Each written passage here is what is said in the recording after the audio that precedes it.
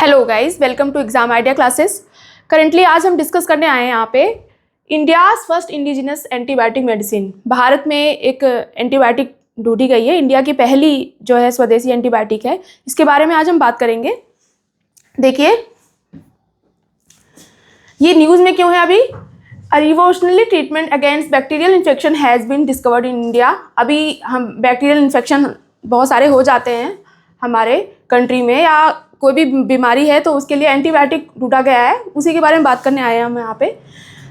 ये इसने 14 साल ले लिया इस दवा को डेवलप करने में। हमारे साइंटिस्ट ने 14 साल ले लिए। दवा का क्या नाम है? नेफिथ्रोमाइसिन।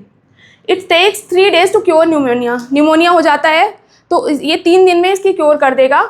और इसके क्लिनिकल ट्रायल्स हुए हैं, कहाँ हुए हैं? अमेरिका, यूरोप और इंडिया में।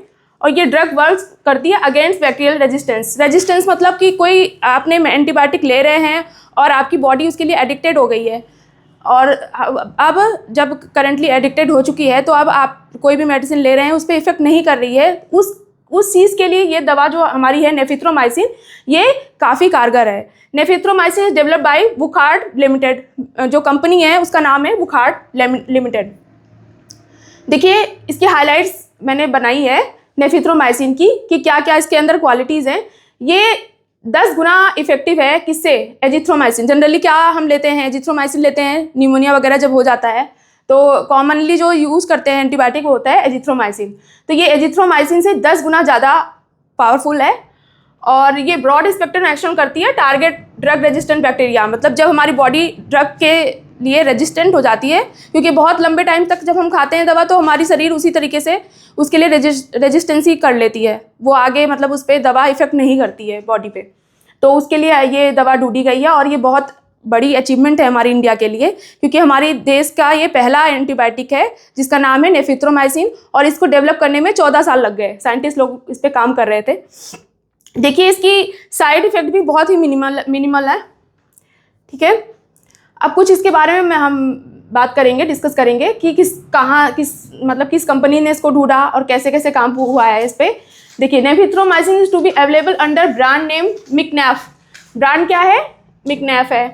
और मुंबई बेस्ड एक कंपनी है जिसका नाम है वुखार्ड फार्मा, और उन्होंने डेवलप किया है। किसकी हेल्प से डेवलप किया है? Biotechnology industry research assistant council, जिसको बिरैक बोलते हैं। और ये हमारे जो सेंट्रल डिपार्टमेंट है बायोटेक्नोलॉजी का, डीबीटी जिसको बोलते हैं, उसके अंदर आता है। तो मेडिसिन को डेवलप किसने किया? वुखार्ड लिमिटेड ने किया है, ठीक है। और ब्रांड का नाम है मिकनैफ। बेसिकली ये न्यूमोनिया जो होता है उसके लिए ये ढूंढी गई है। न्यूमोनिया को क्योर कर देगा 3 दिन में।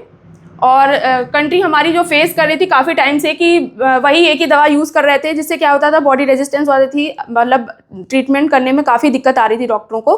तो अब इस मेडिसिन जब ये ढूंढी गई है तो इससे हमें काफ़ी बेनिफिट मिलेगा। अच्छा, मैंने ये बात भी करी थी कि इसका मिनिमल साइड इफेक्ट है, तो it has minimum gastrointestinal irritation side effect. मतलब क्या होता है कि इस दवा को जो एंटीबायोटिक्स होती हैं वो हमारे स्टमक में जा करके गैस्ट्रोइंटेस्टाइनल इफेक्ट डालती हैं, तो इसका बहुत कम इफेक्ट है।